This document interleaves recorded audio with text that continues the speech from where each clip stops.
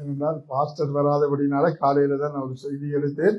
அதுபடினால அப்படி சிறிய செய்தி சொல்றதுனால தாண்டி போகாதபடிக்கு ஜெபிச்சு கொள்ளுங்க. கர்த்தர் உங்களை ஆசீர்வதிப்பார். மேன்மையின் ஆண்டில நாங்கள் தொடர்ந்து கர்த்தர் இந்த ஆண்டில உண்மையாகவே உங்களுக்கு எங்கள் ஒவ்வொருத்தருக்கும் கொடுத்த வாக்குத்தத்தங்களின்படி நிச்சயமா தேவன் எங்களை ஆசீர்வதிப்பார். ஆனா இன்றைக்கு காலையில நான் ஒரு காரியத்தை உணர்ந்து கொண்டேன். அதனால அதை குறித்து இன்றைக்கு ஒரு சில வசனங்களோடு நாங்கள் தியானிச்சு முடிக்க போறோம். கர்த்தர் நம்மை ஆசீர்வதிப்பாராக. நாங்கள் வாசிக்கலாம், எடுத்துக்கொள்வோம். பிலிப்பியர் எழுதின அப்போஸ்தலனாகிய பவுல் பிலிப்பியருக்கு எழுதின நிருபம் 4வது அதிகாரம் 1வது வசனத்தை நாங்கள் வாசிப்போம். பிலிப்பியருக்கு எழுதின நிருபம் 4வது அதிகாரம் 1வது வசனம் வாசிப்போம். சூப்பர்.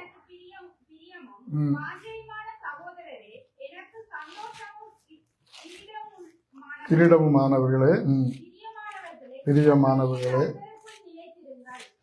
ஆமாம், கண்களை மூடி நாங்கள் ஜெயிப்போம். நல்ல பிதாவே, உங்களை நன்றியோடு துதிக்கிறோம், உங்களை போற்றுகிறோம், உங்களை நாங்கள் வாழ்த்துகிறோம். நீர் எங்களுடைய வாழ்க்கையில நல்லவராய், பெரியவராய், போதுமானவராய், மாறாதவராய், பரிசுத்தராய் இருக்கிறபடினால உண்மை நன்றியோடு துதிக்கிறோம், உங்களை நாங்கள் போற்றுகிறோம், வாழ்த்துகிறோம். ஐயா, வாசிக்கப்பட்டதான பிலிப்பியர் 4:1 வார்த்தையின்படி நாங்கள் இந்த நாளிலே தியானிக்கும்படி கர்த்தருடைய ஆவியானவரே நீர் எங்களோடு கூட பேசுவீராக, வழிநடத்தும், காத்துக்கொள்ளும். உங்களுடைய அன்பின் கரத்துல முற்றுமாய் ஒப்புக் கொடுக்கிறோம்.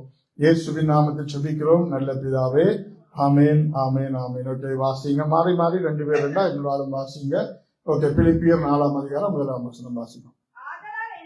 பாருங்க, ஆதலால் எனக்கு பிரியமும் வாஞ்சையுமான சகோதரரே, எனக்கு சந்தோஷமும் கிரீடமும் ஆனவர்களே, பிரியமானவர்களே, இந்தபடியே கர்த்தருக்குள் நிலைத்திருங்கள். அப்ப 3 மேல பிலிப்பியர் நிறுவம் 1ஆம் அதிகாரம், 2ஆம் அதிகாரம், 3ஆம் அதிகாரம் எல்லாம் இந்த அப்போஸ்தலனாகிய பவுல் பிலிப்பி சபைக்கு எழுதுகிற ஆலோசனைகள், அன்பு, அதை குறித்து அவர் இந்த பிலிப்பி சபைக்கு நிறுவம் எழுதும் போது அவர் சிறைச்சாலையில இருக்கிறார்.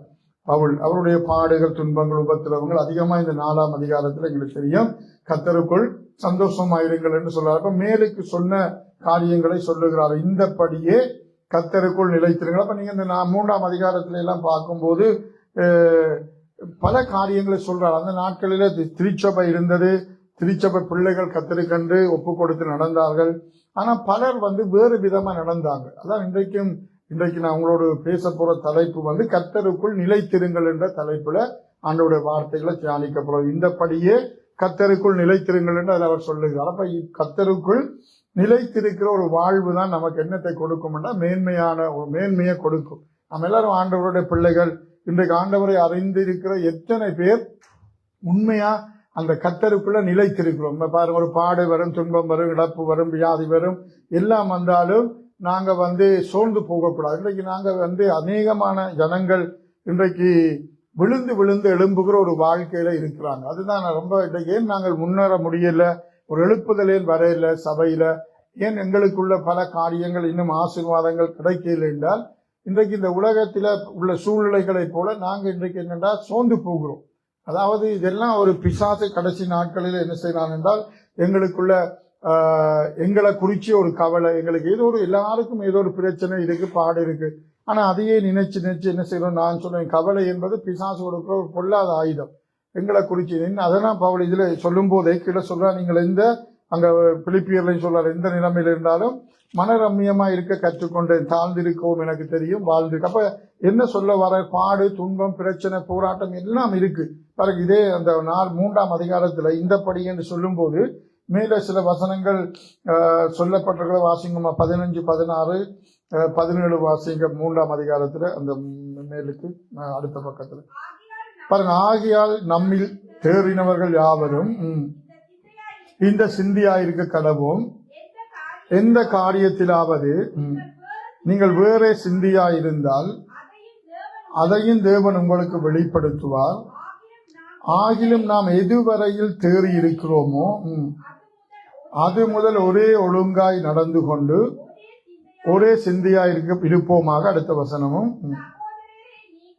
சகோதரரை நீங்கள் என்னோட கூட பின்பற்றுகிறவர்களாகி நாங்கள் உங்களுக்கு வழிகாட்டுகிறபடி நடக்கிறவர்களை மாதிரியாக நோக்குங்கள். அடுத்த வசனமும் பாருங்க, ஏனெனில் அநேகர் வேறு விதமாய் நடக்கிறார்கள், அவர்கள் கிறிஸ்துவின் சிலுவைக்கு பகைஞர் என்று உங்களுக்கு அநேகந்தரம் சொன்னேன், இப்பொழுது கண்ணீரோன்னு சொல்லி இது பாருங்க, அநேகர் வேறு விதமாய் நடக்கிறார்கள். இந்த உலகத்தில கிறிஸ்துவை அறியாத இயேசுவை ரட்சிப்பை பெறாத மக்களை குறித்து அவர் சொல்லல. அவர்கள் தங்களுடைய மார்க்கத்தின்படி, நான் இன்னும் சொல்ல போனா எங்களை பார்க்கல பயபக்தியா இருக்கிறாங்க. நான் வரும்போது அவனோட காட்சி ஒன்று வந்து சில மார்க்கங்களை நாங்கள் தவறான நாங்கள் கிறிஸ்துவை அறிந்த அறிவின் அடிப்படையில பல மார்க்கங்களை நாங்கள் இது தவறு, இயேசு ஒருவர் தான் ரட்சகர், அவர் தான் வழி என்று நாங்கள் அறிந்திருக்கிறோம். ஆனா அவர்கள் தங்களுடைய மார்க்கத்தில அவர்களுடைய முன்னோர்கள் போதித்து வந்த பாரம்பரியங்கள் எங்களுக்கு பைபிள் போல அவர்களுக்கு அவருடைய மத நூல்கள் இருக்கிறதிலே எங்களை பார்க்கலும் அதிகமா பயபக்தியா இருக்கிறார்கள். உண்மையாக அதுதான். ஆனா அவர்களுக்கு தாங்கள் அந்த வழி தவறு என்பது தெரியாது. ஆனா அதுல எங்களை பார்க்கலும் பயபக்தியா இருக்கிறாங்க. கிறிஸ்தவர்களா இருக்கிற நாங்க பாருங்க, இன்றைக்கு வேதம் சொல்ற அநேகர் எப்படி இருக்கிறார்களாம், வேறு விதமாய் நடக்கிறார்கள். அப்ப நாங்க அவர்கள் யாருன்னா கிறிஸ்தவர்கள் தான். இன்றைக்கு பலவிதமான போன கிழமை செல்வம் பிரதர் சொன்னார், இன்றைக்கு அன்றைக்கு இருந்த காலங்களில இல்ல, இன்றைக்கு அதிகமான செய்திகள், ஒருவர் ஒன்று சொல்லுவார், இன்னொரு ஒன்று சொல்லுவார். இன்றைக்கு ஈரான்ல யுத்தம், இஸ்ரேல் அமெரிக்கா யுத்தம் என்றா இதை குறிச்சு விளக்கம் யூடியூப்ல இருக்கிறவர் எல்லாரும் அவர்களுக்கு வருமானம், அங்க பஞ்சம் பசி பட்டினி, அவர்களுக்கு வருமானம் என்னென்றா நல்ல செய்தியை சொல்றாங்க. இதை குறிச்சு ஒவ்வொருத்தருக்களையும் முரண்பாடு. இந்த கிறிஸ்தவ வாழ்க்கையிலும் அப்படித்தான், பலவிதமான தவறான உபதேசங்கள், எது சரி எது பிழை என்று தெரியாத ஒரு குழப்பத்துல இன்றைக்கு நாங்க எல்லாத்தையும் கேட்டு வித்தியாசமான உபதேசங்களை பின்பற்றி போற மக்கள் இன்றைக்கு இருக்கிறாங்க. அன்றைக்கு ஒரு காலத்துல அடிப்படை உபதேசங்கள் எல்லாம் இருந்தது. இந்த கதைகள்ல இன்றைக்கு நாங்கள் அதெல்லாம் கொஞ்சம் இருந்ததுனால இந்த சூழ்நிலைகளை தடுமாறாம இருக்கிறோம். அதனால இன்றைக்கு இருக்கிற நாங்க, அவர் என்ன சொல்றார், சகோதரி நீங்கள் என்னோட கூட பின்பற்றுகிறவர்களாகி நாங்கள் உங்களுக்கு வழிகாட்டுகிறபடி நடக்கிறவர்களை மாதிரியாக நோக்குங்கள். இன்றைக்கு அநேகர் வேறு விதமா நடக்கலாம். அன்றைக்கு பவுல் சொல்றார், அநேகர் வேற கிறிஸ்துவ பின்பற்றாங்க. அப்படி அப்ப இன்றைக்கு இருக்கிற நாட்கள்ல நாங்க சத்தியத்திலேயே பல விதமான குழப்பம் இருக்கும்போது நாங்க என்ன செய்ய வேண்டியிருக்கிறோம், எங்களுடைய தனிப்பட்ட வாழ்க்கையிலையும் நாங்க உற்சாகம் இல்லாம இருந்தா ஒரு கிறிஸ்தவர்களை ஆவிக்குரிய வாழ்க்கையில நாங்க என்ன சொல்லணுமா, கர்த்தருக்குள்ள நிலைத்திருப்போம். இன்றைக்கு பாருங்க, அடிக்கடி நான் ஒரு உண்மையாவை கேட்கிறேன், எத்தனை தீர்மானம் எடுக்கிறோம். இன்னைக்கு ஜனவரி மாசம் வாக்குத்தத்தங்கள் வரும்போது எடுக்கிறோம், பைபிளை படிப்போம் என்று யோசிக்கிறோம். எத்தனை பேர் அப்படி பைபிளை படிக்க ஆரம்பிச்சீங்க, தொடர்ந்து படிக்கிறீங்களா? ஜபிப்போம் என்று தீர்மானம் எடுத்திருப்போம், ஜபிக்கிறோமா? ஒரு நாளைக்கு ஏதோ ஒரு காரியம் செய்தி ஒழுங்கா வருவோம் என்று யோசிக்கிறோம், புறாவாத்த 2 கிழமை நின்றுவோம். ஏதோ ஒரு காரியத்துல நாங்க என்ன சொல்றோம் என்றால், ஏதோ ஒரு காரியத்தை உலகத்து காரியத்தை நாம் இந்த உலகத்துல இருக்கிறோம், சந்தோஷமா வாழணும், எல்லாம் நமக்கு தேவை. ஆனா கிறிஸ்துவ முன்வச்சு, தேவ சமூகத்தை முன்வச்சு நீங்க என்ன தீர்மானம் எடுத்தீங்கன்னாலும் அதுதான் கிறிஸ்துவுக்குள்ள நிலைச்சிருக்கிற ஒரு வாழ்வு. என்ன பொறுத்தல நான் சொல்லுவேன், அவங்களுக்கு அடிக்கடி நெடுக சொல்றது, என்ன சூழ்நிலை வந்தாலும் இன்றைக்கு ஒரு ஆராதனை கட் பண்றதுக்கு ஒரு அற்பமான காரியத்துக்காக அதை நாங்க பெருசுபடுத்துறது இல்லை. ஏதோ ஒரு காரியம் அதை நீங்க நிச்சயமா ஆண்டவருக்கு கொடுக்க வேண்டிய நேரத்தை கொடுத்து நீங்க எல்லா காரியமும் கண்டிப்பா செய்யலாம். செய்ய முடியாம ஒன்றுமே இல்லை. நான் அடிக்கடி சொல்லுவேன், பழைய காலத்துல நியாயப்பிரமாணத்தின் காலத்துல ஓய்வு நாளை என்ன சொல்லணுமா, பரிசுத்தமாய் ஆசரிப்பாயாக. அன்றைக்கு வேலையும் செய்யக்கூடாது, ஒன்றுமே செய்யக்கூடாது. இன்றைக்கு இப்ப அது நீங்க சொல்லலாம், அது யூதர்களுக்கு சனிக்கிழமை ஓய்வு நாள் அப்படி இருந்தது, அது சரி. ஆனா இன்றைக்கு எங்களுக்கு கிறிஸ்துவை அறிந்த எங்களுக்கு வாரத்தின் முதல் நாள் ஆண்டவருக்குரிய நாள் தான் உண்மையாகவே. அதை நாங்கள் உண்மையாக கொடுக்க வேண்டும். என்ற சபை கூடி வருதில்லை, சிலர் விட்டு விடுவதை கூட நாங்கள் விட்டுவிடக்கூடாது என்று வேதம் சொல்லுகிறது. நான் தான் சொல்றேன், ஒன்று நீங்க ஹாஸ்பிட்டல்ல இருந்தீங்களா அது ஒன்றும் செய்ய முடியாது, வியாதியா இருந்தா.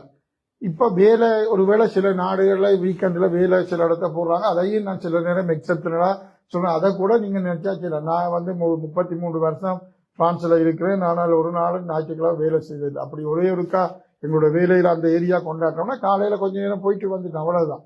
வேலையை கட் பண்ணி, ஆராதனையை கட் பண்ணி ஒரு நாளும் வேலைக்கு போனதில்லை. நீ எத்தனை லட்சம் தந்தாலும் நான் வர போறதும் இல்லைன்னு. அப்படி அந்த வேலை வந்து அதை விட்டுட்டு இன்னொரு வேலை ட்ரை பண்ணி பாருங்க, இன்னொரு வேலை கிடைக்கும். ஏன்னா எங்களுக்கு எங்களோட விசுவாசம், நான் வெள்ளிக்கிழமை சொன்ன மட்டுப்படுத்தப்பட்ட ஒரு விசுவாசத்துல நாங்க இருக்கிறோம். அதனால எங்களுக்கு ஒரு குறிப்பிட்ட எல்லையை தாண்டி எங்களால முடியாது. அப்படினால நாங்க என்ன சொல்லுவோம், நிலைத்திருக்கிற ஒரு வாழ்வு, தீர்மானம் எடுக்கிறோம், ஜெபிப்பம் எடுக்கிறோம், ஏதோ ஒரு தவறை செய்கிறோம், ஏதோ ஒரு பாவத்தை செய்கிறோம். ஆனா ஒருக்கா ஒரு திருவிருந்து பந்து வரைக்கும் ஜெபிக்கிறோம், பிறகு போயிடும். பழைய எல்லா பாவங்களையும் அப்பப்ப ஏதோ ஒரு சூழ்நிலை வரும்போது என்ன செய்கிறோம், மறுபடியும் மறுபடியும் விழுந்து விழுந்து எழும்புகிற வாழ்க்கை என்ன செய்யாதுன்னா நமக்கு மேன்மையை கொடுக்காது. அதான் நான் சொல்லுவாங்க. அதனால நாங்க என்ன சொல்லணுமா, இந்த படியை அவர் அதான் சொல்றாரு. இந்த படி நிறைய காரியத்தை சொல்லி இருக்கார் மேல. பாருங்க, அதுக்கு மேல அவர் சொல்லுகிறார். அதுக்கப்புறம் சொல்றார், கர்த்தருக்குள் ஒரே சிந்தையாயிருக்க யோதியாளுக்கும் சிந்திக்கையாளுக்கும் புத்தி சொல்லுகிறேன். அப்ப அங்கேயும் என்ன, ஒரு கர்த்தருக்குள்ள நிலைத்திருக்காதவர்கள் ஒருவரோட ஒரு ஐக்கியமாம் இருக்க முடியாது. அப்ப இன்றைக்கு விழுந்து விழுந்து எழும்புகிற வாழ்க்கை, சோர்ந்து போற வாழ்க்கை. இந்த வேதம் சொல்லுது, நாங்கள் இந்த காலத்துல நாங்க யூதர், அதாவது எஸ்தருக்கு சொல்லப்பட்டது மொர்தெகாயில், நீ இந்த காலத்திலே மௌனமா இருந்தால் யூதருக்கு ரட்சிப்பும் சகாயம் வேறொரு இடத்துல இருந்து எழும்பும்.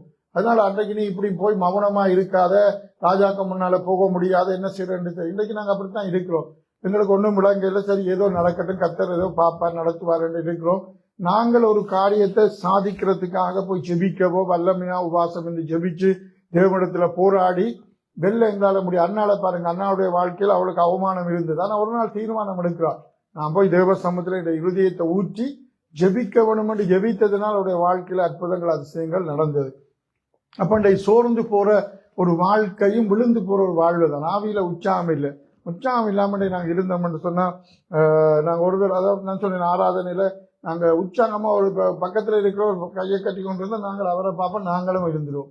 அப்படித்தான் வந்துடும். அப்ப ஒருவர் என்ன சொல்லணும், நாங்க உற்சாகப்படுத்தி காரியம் செய்யணும். எங்களோட ஆவிக்குரிய வாழ்க்கையில உற்சாகத்தோடு இருந்தா மாத்திரம்தான் எங்களோட வாழ்க்கையில தேவன் மேன்மையான காரியங்களை செய்வார். இப்ப கர்த்தருக்குள்ள நிலைத்திருக்கிறது அப்படின்னு சொன்னால் என்ன, நிறைய காரியம் இருக்கு, நிறைய விஷயங்கள் இன்றைக்கு ஆராய நாங்க போகையில. உண்மையா கர்த்தருக்குள்ள நிலைத்திருக்கிறது ஆண்டவரோட நிலைத்திருக்கணும், முதலாவது அவருடைய வார்த்தையில நிலைத்திருக்கணும். நிறைய காரியத்தை குறித்து வேதம் சொல்லுது, நான் அதெல்லாம் அன்றைக்கு பார்க்க போறது இல்லை. அவருடைய வார்த்தையில நிலைத்திருக்கணும், தேவனுடைய அன்பில நிலைத்திருக்கணும், இன்னும் பார்த்தா விசுவாசத்துல நிலைத்திருக்க வேண்டும், பரிசுத்தத்துல நிலைத்திருக்கணும். ஒரு பாவம் செய்கிறோம், ஆண்டவரிடத்துல மன்னிப்பு கேட்கிறோம், திரும்பவும் என்ன செய்யறோம், ஒரு தீர்மானம் எடுக்கிறோம், திரும்ப அதே பாவத்தை செய்யறோம், திரும்ப ஆண்டவரை மன்னிப்பு கேட்கிறோம், திரும்ப மன்னிப்பு கேட்கிறோம், திரும்ப பாவம் செய்யறோம். அந்த வாழ்க்கை கூடாது. ஏதோ ஒரு சூழ்நிலையில சில நேரங்கள்ல தவறி போறது உண்மைதான். ஆனா அப்படி இருக்கிறதுனால என்ன செய்யும்னு சொன்னா, நமக்கு வர வேண்டிய மேன்மை தூரமா போயிடும், அல்லது சரியான தூரத்துல இருக்கும், அது நெருங்கி வராது. நாங்க ரெடியாகணும். அப்ப கர்த்தருக்குள்ள நிலைத்திருக்கிற ஒரு வாழ்வு தான் நம்முடைய வாழ்க்கையில பெரிய காரியங்களை செய்யும். சில வசனங்களை பார்ப்போம். யோவான் எழுதின சுவிசேஷ புத்தகத்தில் எங்களுக்கு தெரியும் சில வசனங்கள் இருக்கிறது. 15ஆம் அதிகாரம் 4வது வசனத்தை வாசிங்க. யோவான் சுவிசேஷ புத்தகம் 15ஆம் அதிகாரம் 4 கூட வாசிக்கலாம் நினைக்கிறேன். 4ஆம் வசனம் எடுங்க, அப்புறம் மிச்சம் சொல்லுகிறேன். 15:4 யோவான் சுவிசேஷ புத்தகம். என்னில் நிலைத்திருங்கள், நானும் உங்களில் நிலைத்திருப்பேன். கொடியானது திராட்சை செடியில் நிலைத்திராவிட்டால் அது தானாய் கனி கொடுக்க மாட்டாதது போல. அப்ப பாருங்க, இயேசுவோட நிலைத்திருக்க. அப்ப வேதம் சொல்லுது, நான் அவர் 1ஆம் வசனத்துல, நான் மெய்யான திராட்சை செடி, நீங்கள் கொடிகள். இதா தோட்டக்காரர். அப்ப செடி, அதாவது செடி, அது செடி என்ன, ஒரு மரம், செடி, பெரிய மரம் இல்ல, சின்ன செடி. அந்த செடியில நாங்கள் எப்படி இருக்கிறோம், கொடிகளா இருக்கிறோம். அப்ப அந்த செடியில அந்த கொடியில அதை வெட்டி விட்டா என்ன செய்யும், அது கனி கொடுக்காது, வெளியில எரிஞ்சு விட்டா அது காய்ந்து போயிடும். அப்ப அதுல அவர் சொல்றார், என்னில் நிலைத்திருங்கள், நானும் உங்களை நிலைத்திருப்பேன். கொடியானது திராட்சை செடியில் நிலைத்திராவிட்டால் அதை என்ன செய்யாதான், தானாய் கனி கொடுக்க மாட்டாது. அப்ப இது எங்களுடைய மேன்மை சொல்லுங்க. கனி கொடுக்கிற வாழ்வு தான் நமக்கு மேன்மை. அப்ப நான் கனி கொடுக்கிற வாழ்வு, பாருங்க, ஒரு மரத்தை நட்டிருக்கிறீங்க, அந்த மரத்தின் மேன்மை என்ன, நிழல் கொடுக்கிறதா? இல்ல, அது நிழலுக்கென்று சில மரம் இருக்கு, அவ்வளவுதான். ஒரு மரத்தின் மேன்மை என்ன, கனி இருந்தா தான் அந்த மரத்துக்கு மதிப்பு, இல்லைன்னா அந்த மரத்துக்கு என்ன இல்லை, மதிப்பு இல்லை. எங்களுடைய வாழ்க்கையில ஆவிக்குரிய கனிகள், வல்லமைகள், வரங்கள், தேவனுக்காக எழும்பி பிரகாசிக்கும், அதுதான் நமக்கு மேன்மையை கொடுக்கும். அப்ப நாங்க ஆவியில, அதெல்லாம் எபிரேய சபையை பார்த்தாண்ட சொல்ற, நீ அனலுமின்றி குளிருமின்றி இருந்தால் வாந்தி பண்ணி போட்டுவார். அப்படின்னா இன்றைக்கு ஆவிக்குரிய வாழ்க்கையில இந்த உலகத்துல நடக்கிற எல்லா காரியங்களையும் பார்த்து வேதம் என்ன சொல்றதுன்னா, இந்த நாட்களில் நாங்க உற்சாகமா இருக்கணும். ஆனா இன்றைக்கு இருக்கிற கிறிஸ்தவ வாழ்க்கையில எல்லாரும் சோர்ந்து போய் இருக்கிறோம். என்ன எல்லாரும் பிரச்சனை, 3ஆம் உலகப் போர் வரப்போதா, அது இந்த நேரம் தான் நாங்க ஸ்டடியா இருக்கணும். என்ன காரியம் நடந்தாலும் நாங்க இந்த தேசங்களுக்காக ஜெபிக்கணும், காரியம் செய்யணும். அதனால நாங்க உற்சாகமாய் இருக்கிறது தான் நம்முடைய வாழ்க்கையில மேன்மை. அப்ப பாருங்க, அதுல தொடர்ந்து கூட படிச்சீங்களா, அப்படியே படிங்க. நானே திராட்சை செடி,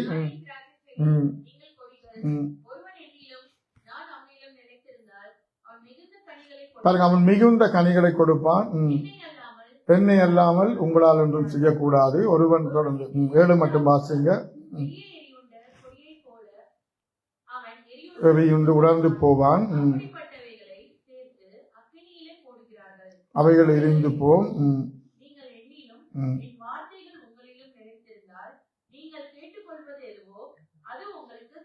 அப்ப பாருங்க, இப்ப இயேசுல நிலைத்திருப்பது என்றால் என்ன என்பது அந்த 7ஆம் வசனத்தில் சொல்றார். நீங்கள் என்னிலும் என் வார்த்தைகள் உங்களும் நிலைத்திருந்தால் நீங்கள் கேட்டுக்கொள்வது எதுவோ அது உங்களுக்கு செய்யப்படும். அப்ப எங்களுடைய வாழ்க்கையில நாங்க எதை கேட்கிறோம், தேவனோடு நிலைத்திருந்தால் நாங்க கேட்கறதெல்லாம் எங்களை தருவார். நாங்க எது எல்லாம் ஆசீர்வாதம் எங்களோட வாழ்வில மேன்மை என்று கேட்கிறோமோ அதை தருவார். எஸ்தர் முர்தகாய் எல்லாம் என்ன செய்யறாங்க, ஜெபிக்கிறாங்க. ஜூதர்களை அந்த அழிவில் இருந்து காப்பாற்ற வேண்டும், ராஜாவிடத்துல ஒரு தயவு கிடைக்கணும் என்று அவர்கள் உபாசம் என்று ஜெபித்ததை ஆண்டவர் கேட்டு அவர்களுக்கு அந்த காரியத்தை செய்கிறார். இப்ப இன்றைக்கு எங்களுடைய வாழ்வில பல ஆசீர்வாதத்துக்காக தேவைகளுக்காக நாங்கள் ஜெபிக்கிறோம் தானே. அப்ப என்ன சொல்லணுமோ அவரோட நிலைத்திருந்து அவருடைய வார்த்தையில நிலைத்திருந்தா தான் எங்களுடைய வாழ்க்கையில் அது கிடைக்கும்.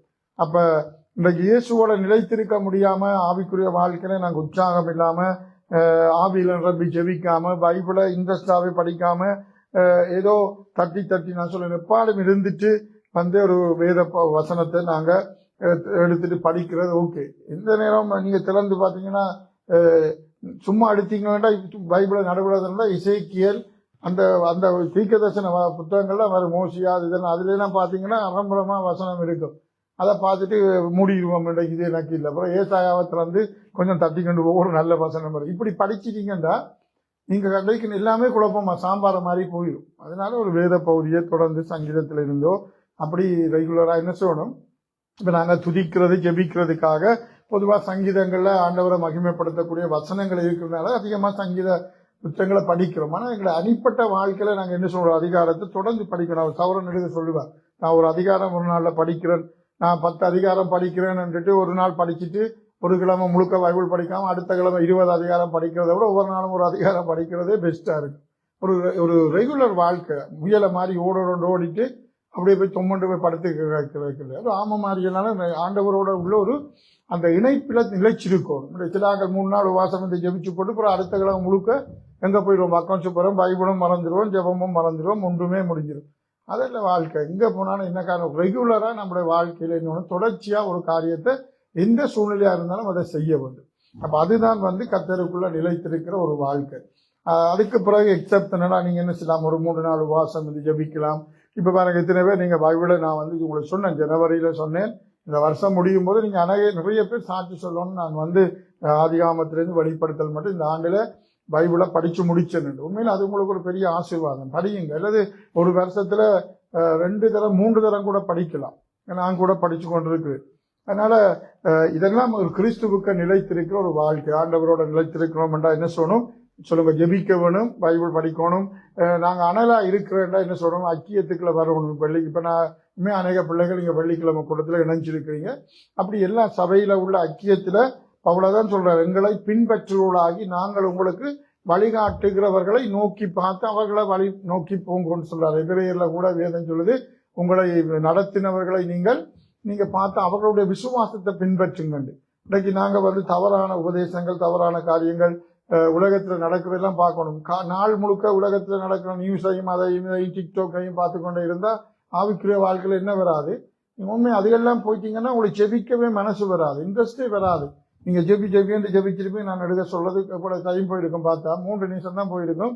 உங்களுக்கு நிறைய நேரம் ஜெபிச்சு கலைச்சது போல இருக்கு. மணிக்கூட பாத்தீங்கன்னா 5 நிமிஷம் தான் மேக்சிமம் போயிருக்கும். இன்னும் இவ்வளவு நேரம் ஜெபிச்சுனா நான் போன் கதைச்சு பாருங்க, யாருக்காவது கதைச்சிட்டு பாத்தீங்கன்னா ஐயோ பிரதர் அது போன் அந்த முந்தி 1 மணி நேரத்தோட நின்றும். இப்ப நிக்குதோ தெரியா எனக்கு. அப்ப பொறுங்க போன் நின்றுட்டேன்னு பார்த்தா இல்ல நீங்க 1 மணி நேரம் கதைச்சிட்டீங்க, அதான் நின்றது. திருப்ப இப்பதான் எடுத்த மாதிரி இருக்குது, 1 மணி நேரம் போயிட்டான்னு கேட்பீங்க. ஜெபிச்சு பாருங்க, 1 மணி நேரம் கடைசி மட்டும் போகாது உங்களுக்கு. அப்ப நாங்க என்ன பிரச்சனைன்னு சொன்னா, இப்படி வெளி காரியங்கள் மற்ற காரியங்கள் இல்ல எங்களோட இன்ட்ரெஸ்ட் போயிட்டுன்னு சொன்னா ஜெபம் ஆண்டவரோட உள்ள அந்த வாழ்வில் எங்களுக்கு என்ன இருக்காது, ஒரு காரியம் வராது. அதுபோல இது ஒரு தவறு. நாங்க இத்தனை காலம் ரட்சிக்கப்பட்டிருக்கிறோம், எப்பயோ இத்தனையோ காலத்துக்கு மேல் விட்டு அற்பமான பாவங்களை எல்லாம் திரும்ப ஒரு சின்ன பிரச்சனை வந்துட்டு, சோர்வு வந்துட்டுது, குடும்பத்துல ஒரு சின்ன பிரச்சனை, இல்ல இன்னொரு மனஸ்தாபம், இல்ல ஏதோ ஒரு இழந்துட்டு, ஏதோ ஒரு சின்ன கவலை, அதுக்காக உடனே அந்த சின்ன சின்ன அற்பமான பாவங்களை எல்லாம் தேடுறது அது ஒரு கிறிஸ்துவுக்கு நிலைத்திருக்கிற ஒரு வாழ்க்கையே கிடையாது உண்மையில். என்ன பிரச்சனை பாடு வந்தால் ஒருவேளை கவலையா கூட இருக்கலாம். சரி, வேதம் அதான் சொல்லு, ஒரு காலையில கவலையா இருக்கிறீங்க, மாலையில கூட என்ன சொல்லணும், அதை விட்டு நாங்கள் வெளியில வந்துட வேணும். அப்படியான இந்த நாட்கள்ல சோர்ந்து போகாம நாங்கள் கிறிஸ்துவுக்குள்ள உற்சாகமா இருப்போம். ஆண்டவருடைய வார்த்தைகள்ல நிலைத்திருக்கும் போது தேவன் எங்களை நிச்சயமா மேன்மைப்படுத்தி உங்களை ஆசீர்வதிப்பார். அப்ப தேவனுடைய அன்பில அவருடைய வார்த்தையில நிலைத்திருக்கணும். மத்திய புத்தகத்தோட வசனம் வாசிப்போம். இங்க செடியானது கொடியில நிலைத்திருக்கணும் என்று கொடியானது செடியில நிலைத்திருக்கணும் என்று சொல்லுகிறார். மத்தியிலேயும் ஒரு வசனம் வாசிப்போம். 13வது அதிகாரம் 21ஆம் வசனம் வாசிக்கும். மத்திய புத்தகம் 13:21. ஆகிலும் தனக்குள்ள வேர் இல்லாதவனாயா? அப்படியா? ஓகே, வாசிங்க. ஓகே. தனக்குள்ள வேர் இல்லாதவனாய் கொஞ்ச காலம் மாத்திரம் நிலைத்திருப்பான்.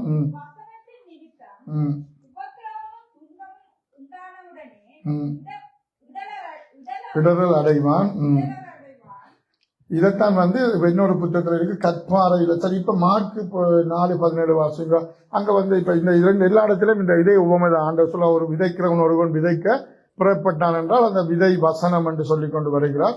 மார்க்கு புத்தகத்துல 4ஆம் அதிகாரம் 17ஆம் வசனம் வாசிங்க.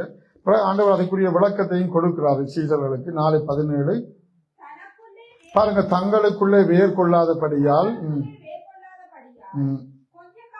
கொஞ்ச காலம் மாத்திரம் நிலைத்திருக்கிறார்கள். வசனத்து நிமித்தம் உபத்திரவமும் துன்பமும் உண்டானவுடனே இடரல் அடைகிறார்கள். பாருங்க, இவர்களை கற்பாறை நிலத்தில் விதைக்கப்பட்டவர்கள். பாருங்க, அங்க திராட்சை, அவர் சொல்றார், நான் திராட்சை செடியா இருக்கிறேன், நீங்கள் கொடிகளா இருக்கிறீங்க. கொடியானது என்ன செய்யணும்? செடியில நிலைத்திருந்தா அது கனி கொடுக்கும். அப்ப நாங்க இயேசுவில கர்த்தருக்குள்ள அவருடைய வசனத்துல நிலைத்திருக்கணும். இங்க வேதம் என்ன சொல்றது என்றால், ஒரு விதைக்கிறவன் விதைக்க புறப்பட்டான். மேல அந்த உவமை இருக்கு எல்லா இடத்துலையும், மத்தியில எல்லா புத்தகத்திலையும் இருக்கு. விதைக்கிறவன் வசனத்தை விதைக்கிறான் என்று மேல இருக்கு. வசனத்தை அதை 4 விதமான மக்களை குறித்து சொல்லப்படுகிறது. வழியருகே விதைக்கப்பட்டவர்கள், கற்பாறை நிலத்தில் விதைக்கப்பட்டவர்கள், முள்ளுள்ள இடங்களில் விதைக்கப்பட்டவர்கள், நல்ல நிலத்தில் விதைக்கப்பட்டவர்கள். இங்க ஒரு மரத்தை குறித்து சொல்லார்.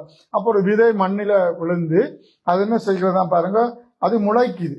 ஆனா மரம் முளைக்குது, ஆனா என்ன செய்யலையா, தங்களுக்குள்ளே வேர் கொள்ளாதபடியினால் கொஞ்ச காலம் மாத்திரம் என்ன செய்யறாங்க, நிலைத்திருக்கிறாங்க. ஒரு மரம் ஒரு விதையை போட்ட உடனே அது வளருது, மேலுக்கெல்லாம் வருது. ஆனா கொஞ்ச நாள் வெயில் வர என்ன செய்யுது, கருகி போயிட்டு. காரணம் என்னன்னா, அது வேர் விடவில்லை. இப்ப நாங்க ஒரு மரமாக எங்களை பார்க்கும்போது, ஒரு கொடியாக பார்க்கும்போது அந்த கொடி செடியில நிலைத்திருக்கும்ன்றது போல, இப்ப நாங்க ஒரு கனி கொடுக்கிற மரமா இருந்தால் மரம் என்ன சொல்லணும், வளர்றதுக்கு வேர் விட வேண்டும். அப்ப வேர் விட்ட மரம் தான் என்ன செய்யும், நிலைத்திருக்கும். பாருங்க, ஒரு காற்று வரும்போது வேர் இல்லாத மரம் என்ன செய்யும், விழுந்து போயிடும். அப்ப இங்க அவர் என்ன சொல்றார், தங்களுக்குள்ளே வேர் கொள்ளாதபடியால் கொஞ்ச காலம் மாத்திரம் நிலைத்திருக்கிறார்கள். வசனத்து நிமித்தம் உபத்திரவமும் துன்பமும் உண்டானவுடனே இடரல் அடைகிறார்கள். அப்ப விழுந்து விழுந்து எழும்புறவர்கள் சோர்ந்து போறாங்க, இல்ல பின்வாங்கி போகிறவர்கள். நாங்க அன்றைக்கு பார்த்த 78ஆம் சங்கீதத்துல வெள்ளிக்கிழமை பார்த்தோம். அவர்கள் திரும்பி தேவனை பரீட்சை பார்த்து விசுவாசத்தை மட்டுப்படுத்தினாங்க வனாந்திர வாழ்க்கையில. அப்ப இதை போலதான் இன்றைக்கு வசனத்தை கேட்கிறோம், சந்தோஷம் வருது. ஆனா ஆண்டவருடைய சமுதாயம் உபத்திரவம் பாட வந்தோட என்ன வந்தது, சோர்வு வந்துட்டு. ஒரு மரம் வேற வளருது, ஆனா வேர் விடாட்டி என்ன செய்யும், வெயில் வர அதுக்கு தண்ணி ஒழிஞ்சாது, ஒன்றுமில்லாது நிலைச்சிருக்காம போயிடும். அப்ப இன்றைக்கு நாங்க மேன்மையாய் ஒரு மனிதன் உயர்த்தப்படணும் என்றால் நாங்க என்ன சொல்லுங்க, கிறிஸ்துவில நிலைத்திருக்கிற ஒரு வாழ்வு நமக்கு அவசியம் தான். உண்மையாவே இந்த நாட்கள்ல காலையில இதை குறித்து உணர்ந்ததுனாலதான் வேறொரு செய்திக்கும் போகல. அப்ப இன்றைக்கு தளம்பின வாழ்க்கை, தள்ளாடுகிற வாழ்க்கை, விழுந்து விழுந்து எழும்புற வாழ்க்கை, ஒரு ரெகுலரா ஒரு வாழ்க்கை எங்களுக்கு இருக்கணும். ஒரு ஜெப நேரத்தை தீர்மானிங்க, வேதத்தை வாசிக்கிறதுக்கு ஒரு ஒழுங்கை வச்சுக்கொள்ளுங்க. இப்படி வாழணும் என்று இருக்கிற ஒரு காரியத்தை செய்யப்படும். இன்னைக்கு நாங்கள் ஒரு கூட்டம் ஒரு பாசம் ஒரு செய்தியை கொடுத்து சொல்லும் போது உற்சாகம் அடைகிறோம். பிறகு அந்த உற்சாகம் ஒரு 3 நாளைக்கு அங்கே போயிடும். போன கிழமை என்ன பிரசங்கம் செய்தேன்னு சொல்லி கேட்டா இத்தனை பேரை சொல்ல தெரியும். நான் என்ன செய்தேன், நான் போன கிழமை பிரசங்கம் அதுல மாத்திரம் சரியா இருக்கிறீங்க. ஓகே, கட்டிக்காரன். அப்பதான் ஒரு நாள் யோசிக்குது, பாஸ்டர் போன கிழமை செய்ய இல்லையா அப்படின்னு பக்கத்துல இருக்கிற அளவு கேட்குது. அவர் தான் செய்த வரி இல்லை, அதே மறந்தாச்சு. நல்ல காலம், அதே ஞாபகம் வச்சிருக்கீங்க. சரி, என்ன செஞ்சவர் வீடியோல வர போகுது, என்ன பிரசங்கம் செய்தவரப்பா? தேவ சித்தத்தை குறிச்சு. ஓகே, சொல்லுங்க சொல்லுங்க. அவருடைய சித்தத்தின்படி கேட்டால் அவர் நமக்கு செவி கொடுக்கிறார். அவர் செல்வம் பிரதரை அடிக்கடி விட்டா நல்ல போல இருக்கு. நிறைய நான் சொல்றதை உங்களுக்கு ஞாபகம் இல்லாமல் இருக்கும் போல இருக்கு. ஓகே ஓகே, கத்த நல்ல சரி ஞாபகமா இருக்கிறீங்க, சோத்திரம். சரி, இப்ப என்னதுக்கான இது கேட்டுனா சொல்லுங்க. அது நாங்க ஏதாவது கேட்கிறோம் மறந்துடுறோம். அப்ப நாங்க என்ன சொல்றோம், அதெல்லாம் போன கிழமையோட சித்தம் முடிஞ்சது. எத்தனை பேர் இந்த போன ஞாயிறுல இருந்து நேற்று சனி மட்டுக்கும் உண்மையா நான் கேட்கிறேன். நான் திங்கக்கிழமையெல்லாம் போய் நான் சொன்னேன், இந்த யோபு புத்தகம் எல்லாம் பார்த்து யோபுடைய வாழ்க்கையில தேவன் என்ன சித்தம் வச்சார் அப்படின்னா நான் யோசிச்சேன். வீட்டுல போய் இன்னும் தேவ சித்தத்தை குறிச்சு என்னெல்லாம் வசனம் இருக்கணும்னா நான் பார்த்தேன் இரவு. எத்தனை பேர் இந்த வாரத்துல தேவ சித்தத்தின்படி ஆண்டவரை ஜெபிக்கிறபடி ஜெபிச்சிங்க? அது ஞாயிற்றுக்கிழமையில பாஸ்டர் சொன்னது. அந்த சகோதரியோட ஆளாவது ஆண்டவரை சோத்திரம் 2 பேரும் அதுக்கு கையொத்துறாங்க. அப்ப நாம என்ன சொல்லுங்க, அப்ப இப்ப இன்றைக்கு நீ என்ன சொன்னீங்க, வாரக்கிழமை மட்டும் ஆண்டவர் கத்தருக்குள்ள நிலைச்சிருக்கணும் என்று பாஸ்டர் சொல்லிட்டார். அப்படி என்று நீங்க ஒரு தலையங்கத்தை பெரிய கொட்டன் எழுத்துலையாவது எழுதுங்க. எழுதிட்டு கொண்டு போனா இந்த கிழமை உங்களுக்கு என்ன சொல்லணும், எங்கெங்கெல்லாம் நீங்க விழுந்து போறீங்களோ அங்க விழுந்து போகாம பாதுகாத்துக்கணும். அப்பதான் வசனம் கிரிய செய்யும். ஏதோ ஒரு காரியம் வருது, சோர்ந்து போறோம், இன்றைக்கு நாளைக்கு விடிய ஒழும்புறீங்க, இன்றைக்கு மார்னிங் ப்ரேயர், நாளைக்கு விட அடிக்குது, செல்போன் அடிக்குது, பாப்பா கொஞ்சம் லீவு தானே அடிச்சு அமர்த்தி போட்டு நித்திர ஒழும்புற அம்மாவுக்கு சொல்லுவோம் பச்சிக்கம்மாண்டு. அந்த நேரம் என்ன செய்யக்கூடாது, சோர்ந்து போகாம அதை போன ஆன்சர் பண்ணி பிரேயர்ல கலந்து கொள்வோம். அப்ப அங்கதான் வந்து சந்தர்ப்பட்ட ஆண்டவர்களுக்கு கொடுப்பார். ஆண்டவர் பிசாசு சொல்லும், படு பிரச்சனையில இப்ப என்ன ஒரு நாள் ஜெபிக்காட்டிக்கு குறைஞ்சு போயிடுமாண்டு. அப்ப அப்படி சின்ன சின்ன விஷயங்கள்ல நமக்கு என்ன வரும், சோதனை வரும். அதுகள்ல நாங்க இன்றைக்கு கேட்கிற வசனத்தை என்ன சொல்ற, இந்த வாரம் முழுக்க நாங்க பிராக்டிஸ் பண்ணணும், அபியாசப்படுத்தணும். அப்பதான் வசனத்துல நாங்க வளர முடியும். அப்படி வரும்போதுதான் எங்களோட ஆவிக்குரிய வாழ்க்கையில நாங்க வளருவோம். அதுக்கு அந்த ஆண்டவர் எங்களோட பேச ஒரு வாரத்துல ஒரு நாளாவது கர்த்தருடைய வார்த்தையில கேட்கிறோம். ஓகே, இப்படி நிறைய காரியங்கள். அப்ப இங்க பாருங்க, அப்ப வந்து வேதம் சொல்லுகிறது நிலைச்சிருக்கிற வாழ்க்கை. ஒரு மரத்தை பிடுங்கி 10 இடத்துல நட்டா என்னையும் அது முளைக்குமா? இல்ல. சின்ன அது ஒருக்கா 2 தரம் தான் நடலாம். பல தரம் வந்து பிடுங்கி நடிக்கல. இன்றைக்கு அநேகர் அப்படித்தாங்க. ஒரு சபை வாழ்க்கையிலையும் பாருங்க, இன்றைக்கு அநேக ஜனங்கள் ஒரு சபையில நிலைத்திருக்கிற இல்லை. நான் நெடுக சொல்றேன், ஒரு காரணத்துக்காக ஒரு சூழ்நிலையில சில சபையில இருந்து சில இடத்துல நாங்க மாறுகிறோம். ஆனா குரங்கு மாதிரி தாவி போனா என்ன நடக்கும்? ஒன்றுமே வராது. ஒரு மரம் ஒரு இடத்த வேர் விட்டதை பிடிங்கி இன்னொரு இடத்துல நட்டா என்ன செய்யும்? ஒருக்கா நடலாம், 2 தரம் நடலாம். 10 தரம் நட்டா என்ன மரம் வேரும் போய் மற்ற மரம் எல்லாம் காஞ்சி போயிடும். ஒரு இடத்துல இருந்து அந்த இடத்துல நாங்க என்ன சொல்லணும், கனி கொடுக்கணும். அதான் பவுல் சொல்ல, இன்னைக்கு அநேகர் வேறு விதமா நடக்கிறாங்க. நீங்கள் அப்படி நடக்காதீங்க, கர்த்தருக்கு நிலைச்சிடுங்க. எந்த இடத்துல இருந்தாலும் ஆண்டவர் என்ன செய்வார், அற்புதம் அவரால் செய்ய முடியும். இந்த சபை வல்லமை உள்ள சபை, அந்த சபை வல்லமை குறைஞ்சன்னு சொல்றது கொண்டும் இல்லை. இங்கேயோ எங்களை ஒரு சபையில தேவனோட அச்சியத்துல கொடுக்கிறார். நாங்க அதை பெரிய ஆண்டவரிடத்துல கேட்டு ஜெபிச்சு ஒரு சமானத்தோட இடத்த வந்தோமா, நாங்க எங்களை கர்த்தருக்கு ஒப்பு கொடுத்தா கர்த்தர் எங்களை என்ன செய்வார், எங்களை வழி நடத்தி ஆசீர்வதிப்பார், நிச்சயம் ஆசீர்வதிப்பார்.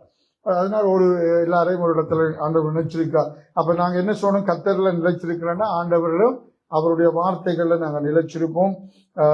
இன்னும் பார்க்க போனோம்னா தேவனுடைய அன்பில நிலைச்சிருக்கணும். பாருங்க, அந்த 15ஆம் அதிகாரம் ஜோவானிலேயே பாருங்க, 9ஆம் வசனம் வாசிக்கமா, அந்த ஜோவானிலேயே அதுலயே அந்த வசனம் இருக்குது. 15:9 ஜோவான் புத்தகத்துல அப்படியே ஆண்டவர் சொல்லி கொண்டு வந்து பாருங்க, பிதா என்னில் அன்பா இருக்கிறது போல நானும் உங்களில் அன்பா இருக்கிறேன். பாருங்க, என்னுடைய அன்பிலே நிலைத்திருங்க. பிதா வந்து இயேசுவில் அன்பா இருக்கிறது போல நானும் என்ன செய்யறேன், இயேசு சொல்லுவார், நானும் உங்களை என்ன செய்யறேன், அன்பா இருக்கிறேன். அப்ப இயேசு எங்களை அன்பா இருக்கிறாரா இல்லையா? உண்மையாகவே அன்பா இருக்கிறார்.